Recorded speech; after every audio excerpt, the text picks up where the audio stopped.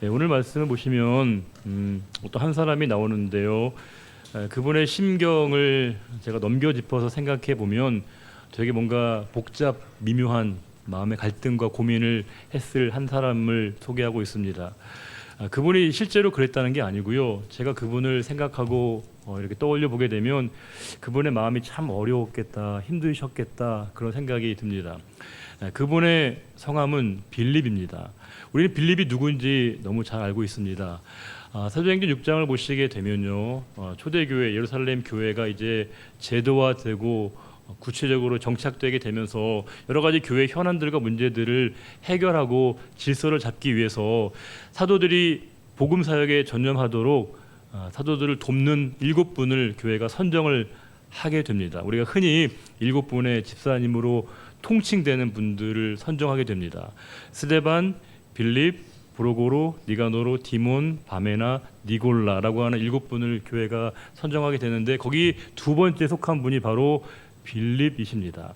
그 빌립 이분이 얼마나 탁월한 사람이었는가를 알 수 있습니다. 왜냐하면 이 7분을 선정할 때 교회가 임의로 자기적으로 또 인기 투표를 한 게 아니었습니다. 교회가 엄정한 기준에 따라 이 7분을 선정하게 되는데 이분들을 택하게 된 세 가지 중요한 기준을 교회가 가졌습니다.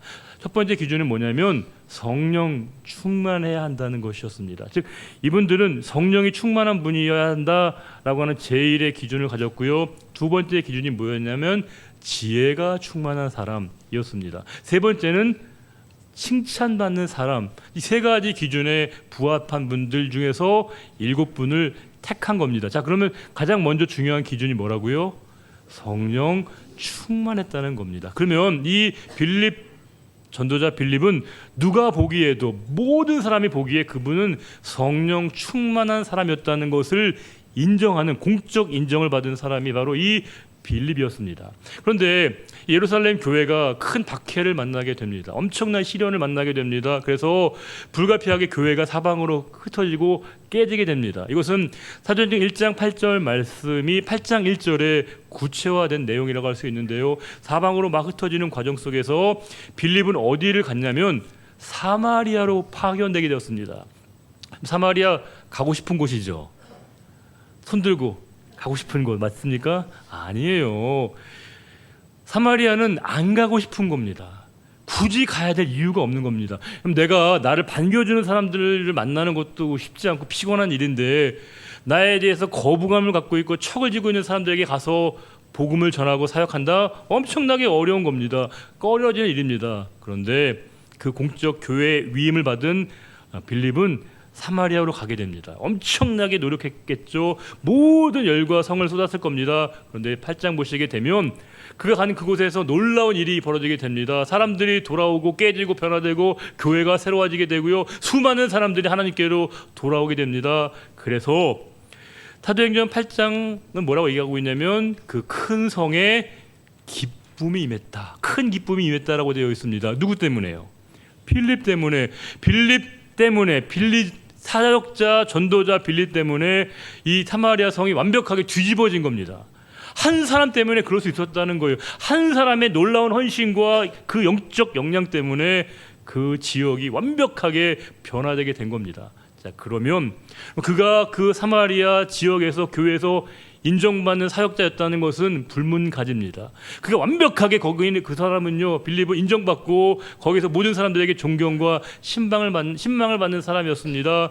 안정된 정착지고 사역지였습니다. 그런데 오늘 8장 26절에 주의 사자가 불현듯 나타나셔서 그 빌립에게 야, 가사로 내려가 이렇게 명령하십니다. 가사로 내려가는 그 길, 거기 가는 길이 어떻다는 거예요? 광야였다고 얘기하고 있습니다. 아니 왜 가야 되는지라도 설명이라도 해주시지. 왜 가야 되는지에 대한 이유나 설명을 전혀 하지 않으시고요. 그냥 떠나라고 하시는 거예요. 그럼 이게 얼마나 빌립에게 참 대략 난감한 일이었겠습니까? 왜냐하면 그가 잘하고 있었던 거예요.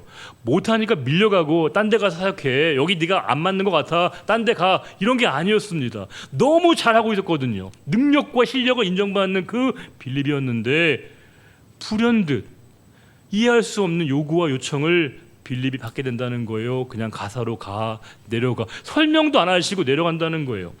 우리가 내가 서 있는 그 자리와 위치를 떠나기 힘든 이유가 어디에 있을까요? 내가 지금 머무르고 있는 그 자리로부터 떠나기 힘든 가장 큰 이유가 어디 있습니까? 내가 인정받고 있는데요. 내가 할 일이 얼마나 많은데요. 내가 꼭 필요한 사람이라고 얼마나 많은 사람들 얘기해 주는데요. 그런데 거기에서 떠나라고 하셨을 때 그 부당한 명령을 받아들일 수 있는 것은 정말 어려운 겁니다. 빌립은 사마리아에 남모아야 될 이유가 100가지 1000가지도 넘었습니다. 그런데 단 한 가지 이유, 떠나라고 그에게 성령께서 그의 명령이 그에게 전달되게 된 것입니다. 우리가 어떤 자리에서 떠나기 힘든 이유는요, 내가 너무 스스로가 꼭 필요하다고 생각하는 거예요. 나는 정말 여기 있어야 되거든요. 나는 정말 여기 꼭 적합한 사람이기 때문에 누구도 내가 여기 모든 사람이 있기를 원하는 그 자리에서 내가 그 자리로부터 벗어나고 떠난다는 건 정말 어렵습니다. 우리가 은퇴가 어려운 이유가 뭘까요? 나는 끝까지 할 일이 있거든요. 내가 모두가 필요하다고 얘기하거든요. 당신이 없으면 안 된다고 얘기하기 때문에 은퇴가 어려운 겁니다.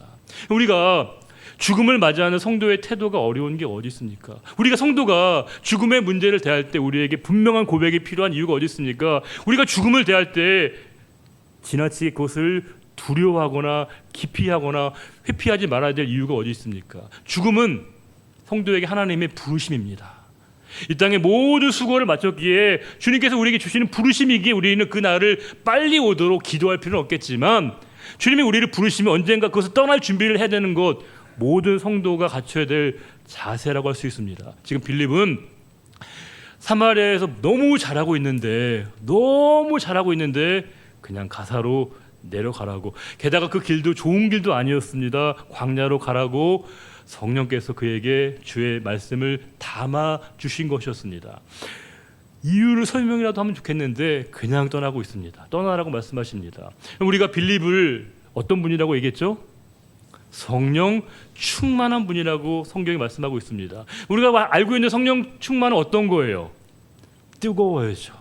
불같은 분입니다. 예언과 방언을 하고 뭔가 아주 뜨거운 분을 우리가 알고 있는 성령 충만한 분들의 전형적인 모습인데, 오늘 말씀에서 빌립은 그저 그에게 말씀하시는 바를 순종하는 모습을 보여주고 있습니다. 하나님 말씀 앞에 순종한다는 것은 지적인 동의가 아닙니다. 내가 이해되고 동의되고 협의되고 상의된 말씀을 받아들이는 게 순종이 아니라는 거예요. 지금 이 말씀은 부당해 보입니다. 불편해 보이고요. 이해할 수 없는 상황처럼 보입니다. 그러나 나보다 더 크신 하나님, 나보다 더 놀라운 계획을 갖고 계신 그분을 신뢰하며 그분의 뜻이 분명하다면 떠날 수 있는 것, 있으라고 하면 있는 것이고요, 머무르라고 하면 머무르는 것입니다. 그 모든 말씀을 받아들일 수 있는 것, 그게 바로 성령 충만한 자의 고백인 것이고, 빌립은 성령 충만했기에 그에게 주신 말씀을 그는 이의를 달지 않고요, 떠나라고 하시니까 그냥 떠납니다. 그냥 가사로 내려갑니다. 광야길로 접어들게 됩니다. 그런데 27절에 놀라운 사실은요, 거기에 어떤 일행을 만나게 됩니다. 근데 그 일행은 어떤 사람들이냐면 에티오피아 여왕 간다게의 국고를 맡은 고위 관료라고 되어 있습니다. 뭔가 있어 보이는 사람이죠. 그 두 사람과의 만남이 이제 시작되게 됩니다. 이 만남에 대해서 우리는 우연의 만남이겠죠, 여러분. 우연히 그들이 가다가 거기서 그냥 불현듯 만난 거죠. 아닙니다. 이 두 사람의 만남에는 하나님의 일하심과 역사하심이 있었습니다. 저는 단연컨대 하나님의 사전에 없는 유일한 단어 우연이라고 믿습니다. 하나님의 일하심엔 결코 우연이 없다는 거예요. 그분은 반드시 당신의 필연적인 역사의 개입 가운데 나타나십니다. 하나님의 필연적인 개입과 역사하심을 우리는 뭐라고 얘기해요? 섭리라고 얘기하는 거예요. 하나님의 섭리 가운데 두 사람이 우연히 그곳에서 만나게 되고요, 조우하게 되었습니다. 얼마나 높은 고위 관료입니까? 에티오피아 여왕 간다게의 최고의 총애를 받는 최고위급 관료가 그곳에 왔는데, 그가 여기 왜 왔던 겁니까? 예루살렘에 예배하러 왔다가 돌아가는 중간이었습니다. 예배라는 단어에 우리가 현혹되면 안 됩니다. 그는 지금 무슨 예배를 드린 걸까요? 그리스도를 향한 예배를 드린 게 아닙니다. 유대교적인 전례에 따라서 예배를 드린 것이죠. 그는 유대교적인 절차와 방식에 따라서 제사를 드렸다고 할 수 있습니다. 우리가 예배라고 하는 용어를 사용한다고 해서 다 예배가 되는 게 아닙니다. 절차와 순서를 밟아간다고 예배가 되는 게 아닙니다. 우리 예배는 대상이 중요합니다. 누구를 향한 예배인가가 중요한 거예요. 지금 이 간닥의 고위 관료는 분명히 열심을 가지고 예배를 드렸을 겁니다. 최선을 다. 거기까지 오려면 얼마나 많은 수고를 하는 겁니까? 열심을 했겠습니까? 우리 열심이 예배됨을 좌우하는 결정적인 요소는 아닙니다. 우리의 최선이 필요해요. 그러나 우리의 최선이 예배가 예배되게 하는 게 아닙니다. 진정한 예배는 하나님이 높임을 받으시고 그리스도께서 드러나시게 되는 것이 예배여야 되는데 그는 부족한 예배를 드린 겁니다. 제한된 예배를 드리고 있는 겁니다. 그리고 그 예배를 드리고 이제 고향으로 돌아가는 그 길목에서 누구를 만났는가? 빌립을 만난 거예요. 우연이죠? 아닙니다. 하나님께서 그 빌립을 통해서 그 간닥의 고위 관료를 만나게 하신 겁니다. 근데 마침 공교롭게도 그 28절 보시게 되면 그 사람이 뭘 보고 있어요? 성경을 보고 있습니다. 어디요? 이사야의 글을 보고 있습니다. 우연이죠? 하나님이 그에게 눈을 여셔서 말씀을 보게 하신 거, 이사야의 글을 보고 있는 겁니다. 근데 물론 지금 그들이 진행되고 있는 상황은 빌립은 알아요, 몰라요? 모르죠. 거리가 굉장히 멀었을 겁니다. 일행이 많아서 호위하는 사람들도 많아서 언감생심 가까이 갈 엄두를 못 냅니다. 두려워서 아마 이렇게 보고 있었을 것 같아요. 그런데 29절에 성령이 뭐라고 말씀하셔요? 야, 수레로 가까이 가봐. 이렇게 얘기하시는 거예요. 저 사람에게 가까이 가봐. 이렇게 성령께서 빌립에게 마음에 감동을 주시고 있습니다. 이게 빌립에게 얼마나 어려운 일이었을까요? 빌립과 이 고위 관료가 사전에 알고 있었던 사람이 아니었습니다. 일면식도 없는 사람이었어요. 근데 그냥 가라는 거예요. 아니 갔다가 어떻게 될까요? 끌려나오면 어떡합니까? 봉변당하면 어떻습니까? 어떤 일이 벌어질지 모르거든요. 그런데 주께서 그에게 가라고 말씀하십니다. 나에게 가라고 하시면 뜻이 있을 것이다. 나에게 보내시면 그분의 계획이 있을 것이다. 그것을 그 빌립이 받아들인 겁니다. 그리고 이제 빌립이 그 수레까지 어떻게 갔을까요? 처벅처벅 갔을까요? 기어서? 아니에요, 여러분. 30절에 뭐라고 되어 있냐면 빌립이 달려간 겁니다. 달려갔다고 되어 있습니다.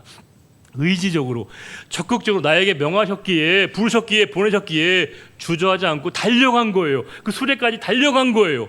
나를 보내셨기에 그 부르심 앞에 그가 적극적으로 반응을 보이고 있는 겁니다. 그리고 이제 그 사람에게 갔는데 보고 있는 그 성경책 이사야의 말씀, 너 그거 보고 이해할 수 있어?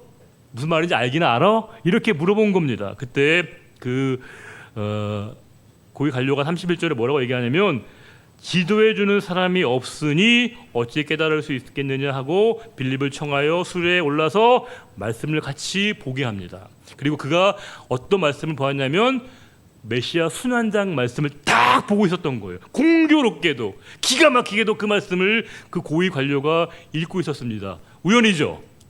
아니에요. 결코 우연이 아닙니다. 하나님이 그에게 그 말씀 보게 하신 겁니다. 그때 그 말씀을 읽게 하신 거예요.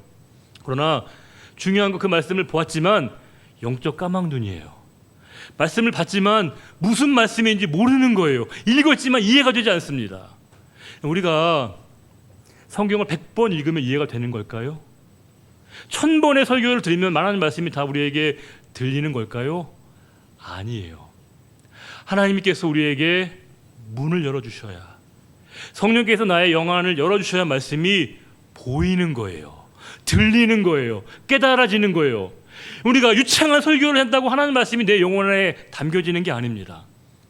어눌한 설교일지라도, 설교가의 어눌한 말씀이라고 할지라도 하나님 말씀이 올곧게 전파되게 되면 그 말씀이 여러분과 저의 마음의 문을 여셔서 그 말씀이 우리에게 새로운 감동으로 우리를 이끄신다는 거예요. 만에 하나 이 시간 저와 여러분에게 하나님 말씀이 임한다면 그것은 전적인 성령의 역사하심입니다. 성령께서 우리의 마음의 문을 열어주셔서, 우리의 눈을 열어주셔서 그 말씀을 보게 하시고 듣게 하시고 느끼게 하시기에 그 말씀을 우리에게 듣게 하시고 보게 하시는 거예요. 지금 그 고위 관료가 전혀 이해하지 못했던 말씀이 이제 빌립을 통해서 설명을 듣는 거예요. 이 사람이 누구냐라고 할 때 하나하나의 내용들을 빌립이 설명해 주게 됩니다. 그 고난받는 종, 그 어린 양이 누구라는 걸까요? 예수 그리스도라고 하는 그 사실을 빌립이 그에게 알려주었습니다. 이 상황을 접했을 때 가장 큰 감동을 받은 사람은 누구였을까요? 이 상황에 가장 큰 감격을 누린 사람은 누구였을까요? 그 고위 관료요? 맞죠. 그러나 저는 더 큰 감동은 빌립이었을 것 같습니다. 왜냐하면 빌립은 지금 내가 여기 오게 된 그 이유가 설명되어지는 순간이거든요. 뭐 내가 여기 왜 와야 되는지, 내가 왜 떠나야 되는지를 전혀 몰랐습니다. 그런데 그 사람과의 만남을 통해 하나님이 나를 이곳에 세우신 분명한 이유를 알게 된 겁니다. 하나님이 나를 이곳에 보내셔서 그 사람과의 만남을 통해서 하나님 말씀을 전하게 하신 것을 빌립이 알게 된 겁니다. 그럼 제가 2부 때도 그런 말씀을 살짝 전했는데, 제가 설교하다 보면 감동이, 소름이 끼치는 지점이 있습니다. 뭐냐면 하나님이 저를 이 자리에 왜 세우셨는가가 설명되어지는 순간이 있거든요. 이 시간 말씀을 전하게 하실 때 꼭 이 자리에서 이 말씀을 들어야 될 분이 있다는 것 하나님이 알게 하십니다.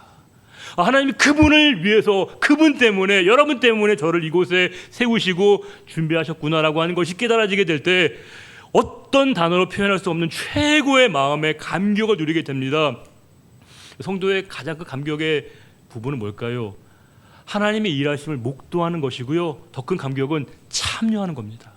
하나님의 일하심이, 하나님이 나를 사용해 주셨다는 것을 깨달게 될 때 말할 수 없는 영혼의 진동을 느끼게 되고요, 그 진동이 삶의 새로운 변화를 일으키게 된다는 거예요. 지금 빌립이 그 입을 열어서 무엇을 얘기하는가? 35절에 빌립이 입을 열어 이 글에서 시작하여 예수를 가르쳐 복음을 전하게 되었습니다. 다른 말로 얘기하면 빌립은 다른 걸 얘기한 게 아니라 뭐예요? 예수를 전했다고 되어 있습니다. 복음은 예수여야 합니다. 교회의 존재의 목적은 예수 외에는 설명이 불가능합니다. 우리는 예수 때문에 모인 겁니다. 그리스도를 전하는 것이 바로 교회 공동체여야 됩니다. 교회는 미사 여구가 필요하지 않습니다. 그리스도를 위해서, 그리스도의 영광을 위해서, 그리스도의 나라를 확장하기 위해서 모여진 사람들이 바로 우리들인 것이고요, 그리스도를 증거하는 것이야말로 교회의 존재 목적인 것이고, 그 빌립은 다른 얘기하지 않습니다. 당신이 보고 있는 그 내용이 바로 예수 그리스도라고 하는 것을 그에게 알게 합니다. 깨닫게 합니다. 그 말씀이 그 영혼 안에, 마음에 전달되게 됐습니다. 하나님 말씀이 전달되게 되면요, 진동이 일어나게 됩니다. 진동은 소리만의 진동이 아니고요, 영혼을 진동시킵니다. 하나님 말씀을 들으면요, 온전하게 전달되게 됐을 때, 빌립의 입을 통해서 하나님 말씀이 선포됐을 때 그 고위 관료가 하나님 말씀을 듣고 그 영혼 안에 진동이 일어나게 됩니다. 그리고 그 자리에 그대로 머물러 있지 못하게 됩니다. 하나님의 말씀은 반드시 우리를 새로운 변화로, 결단으로 이끌게 됩니다. 우리는 늘 은혜를 입으로만 받아요. 목사님 은혜 받았습니다. 은혜가 됩니다. 그러나 진정한 은혜는 결단이어야 됩니다. 행동의 변화가 필요합니다. 삶의 전환이 필요하다는 거예요. 실제로 그가 그 말씀을 듣고 너무나 마음에 감동을 입었습니다. 그리고 그 고위 관료가 뭐라고 얘기하는가? 36절에 이렇게 얘기한다는 거예요. 읽어보겠습니다. 길 가다가 물 있는 곳에 이르러 그 내시가 말하되, 보라, 물이 있으니 내가 세례를 받음에 무슨 거리낌이 있느냐? 38절도요. 이에 명하여 수레를 멈추고 빌립과 내시가 둘 다 물에 내려가 빌립이 세례를 베풀고. 와, 감동적인 장면이에요. 그 고위 관료가요, 너무 큰 감동을 받고, 제가 이제 세례를 받겠습니다. 그리스도와 연합한 삶을 살겠습니다. 하나님과 영원한 제가 동반자의 삶을 살겠습니다라고 결심하고요, 세례 교인이 되겠다고 고백합니다. 그리고 이제 세례 예식에 참여하게 됩니다. 세례를 어디서 받았냐면요, 물속에서 받은 거예요. 이게 여러분 그림이 좀 연상되셔야 됩니다. 우리 장로교 예배는 물 3방울만 있으면 이게 세례가 되거든요. 당시의 세례는 뭐예요? 침례입니다. 철저하게 물에 잠겨야 됩니다. 지금 그 고위 관료가 입고 있는 옷, 어떤 옷입니까? 베르사체거든요. 이 발렌시아가를 입고 있거든요. 근데 그 비싸고 무거운 옷을 입고요, 그 물에 들어간다고요? 이게 얼마나 어려운 일입니까? 근데 지금 그걸 주저하지 않습니다. 전혀 동요하지 않습니다. 그냥 물에 들어가는 거예요. 그리고 사람들 따가운 시선 전혀 개의치 않고 무릎을 꿇습니다. 고개를 숙입니다. 그리고 주님 앞에 세례를 받습니다. 우리가 너무 무거운 옷을 장착하고 있으면 겸손해지기가 어렵습니다. 내가 너무 많은 것들을 가지고 있으면 무릎 꿇기 어렵습니다. 내가 너무 많은 것들을 누리고 있으면 물가로 들어가기 어렵습니다. 우리가 그 모든 것들을 넘어서야만이 물가로 들어가서 무릎 꿇고 고개를 숙일 수 있습니다. 우리가 너무 많은 것들을 갖고 있으면 겸손해지기가 어렵습니다. 우리가 겸손해지지 못하고 있다면, 무릎 꿇지 못하고 있다면 분명한 이유를 생각해 보셔야 합니다. 내가 혹시 너무 많은 것들을 갖고 있는가? 내가 너무 무거운 것들을 입고 있는 게 아니겠는가 싶습니다. 그 모든 것들을 뛰어넘어서 그리스도 앞에 무릎을 꿇는 것, 그것이 바로 성도의 진정한 결단인 것이고요. 그 고위 관료는 무릎을 꿇었습니다. 고개를 숙이고 있습니다. 그가 고개를 숙이고 있고 무릎 꿇는 대상은 빌립이 아닙니다. 그리스도이십니다. 그를 구원의 길로 인도하시고 생명의 길로 인도하신 그분 앞에 무릎을 꿇고, 사람들의 시선이 뭐라고 하든, 왜냐하면 사람들이 그 고위 관료를 보면서 얼마나 비웃었겠습니까? 아, 저 뭐 하는 짓이야, 이게 무슨 꼴이야라고 하는 사람들의 따가운 조롱과 경멸과 모멸을 전혀 개의치 않았습니다. 주님을 위한 것이라면, 주님께 나의 삶의 고백을 할 수 있는 것이라면 그 어떤 것도 나는 주저하지 않겠습니다. 주님의 기쁨이 되는 일이라면 저는 어떤 것도 주저하지 않겠습니다라고 하는 그 결단의 모습을 그 고위 관료가 보여주게 됐습니다. 하나님의 진정한 은혜가 그에게 임하게 된 겁니다. 그리고 이제 39절에 둘이 물에서 올라올새 주의 영이 빌립을 이끌어 간지라. 빌립은 이제 원래 가던 대로 떠나게 된 겁니다. 그리고 이제 내신은 어디로 간 겁니까? 그냥 자기의 고향으로 돌아갔습니다. 두 사람 계속 인연이 이어졌죠? 아닙니다. 성경 뭐라고 되어 있냐면 그들이 다시 보지 못했다고 되어 있습니다. 중요한 건 그들은 각자의 자리에서 주님의 일들을 계속해 나갔다는 사실입니다. 우리는 왜 모이는 거예요? 교회는 왜 모이는 걸까요? 우리끼리 잘 되고 여기에 초막셋을 짓고 우리끼리 토닥토닥하기 위해서 모이는 게 아닙니다. 교회는 흩어지기 위해서 모이는 겁니다. 우리가 받은 바 은혜를 품고 그 은혜 자리에서 하나님이 원하시는 그 일들을 감당하는 그 섬김의 자리, 만나야 될 사람을 만나기 위해 우리가 떠나기 위해서 모이는 거예요. 그들은 계속적으로 인간적인 관계를 이어간 게 아닙니다. 그들의 삶의 자리에서 감당해야 될 그 부르심의 자리에서 그들이 해야 될 일들을 행하기 위해서 부르심의 자리 가운데 성령의 인도하심 가운데 전폭적으로 순종하는 모습을 그들이 보여주었습니다. 그들은 다시 결코 한 자리에 있지 않았지만 각자의 자리에서 그들을 이어주게 하시고 만나게 하신 성령의 역사하심이 계속 현재 진행형으로 되고 있었다는 것을 성경이 말씀해 주고 있습니다. 우리가 말씀 보시게 되면 분명히 도전이 되실 겁니다. 지금 빌립은 성령 충만한 사람이었거든요. 우리가 생각하는 성령 충만은 막 뜨겁고 막 필요하죠. 그러나 더 중요한 건 성령 충만은 분별입니다. 하나님의 뜻을 분별하고 그 말씀 앞에 순종하는 것, 그 진정한 성령 충만한 자의 모습이었다는 사실입니다. 우리가 중독이 있고요, 충만을 한번 생각해 봤습니다. 중독은 어떤 걸까요? 중독은 내가 빠지긴 빠지는데 왜 빠지는지를 몰라요. 자기를 잃어버리게 됩니다. 내가 무엇을 해야 되는지도 몰라요. 어떻게 해야 될지도 모릅니다. 중독입니다. 하나님이 우리에게 원하시는 건 성령 중독이 아닙니다. 성령 충만입니다. 성령 충만은요, 분별이에요. 내가 누구인가를 깨닫는 겁니다. 내 삶이 어떠해야 되는가를 깨닫는 거예요. 내가 무엇을 해야 되는지를 깨닫는 것이야말로 성령 충만한 겁니다. 성령 충만한 것은 하나님의 뜻을 온전히 깨닫고 그분의 말씀 앞에 내가 적극적으로, 능동적으로, 주체적으로 반응하고 순종할 수 있는 것이야말로 진정한 성령 충만한 자의 모습이라고 하는 것을 이 빌립이 우리들에게 도전해 주고 있습니다. 광고를 보면 참 신기하더라고요. TV나 여러 광고를 보면 얼굴에 뭐 안 발라도 될 것 같은 분들이 화장품 광고를 해요.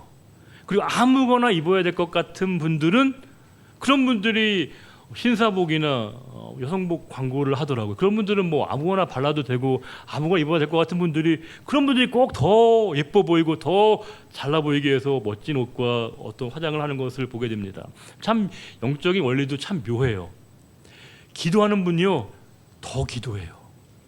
사모하는 분들이 더 사모하십니다. 무관심한 분들은요 계속 무관심합니다.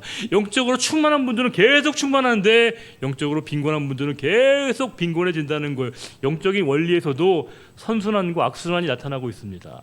영적 선순환으로서 영적 충만이라고 하는 것은 채워짐과 부어짐이기도 하지만 흘러가는 것입니다.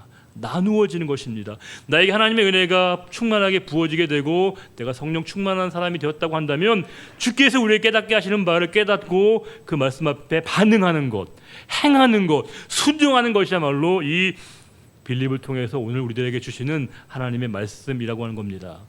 여러분, 질문을 드리고 싶습니다. 여러분, 성령 충만하기를 원하십니까?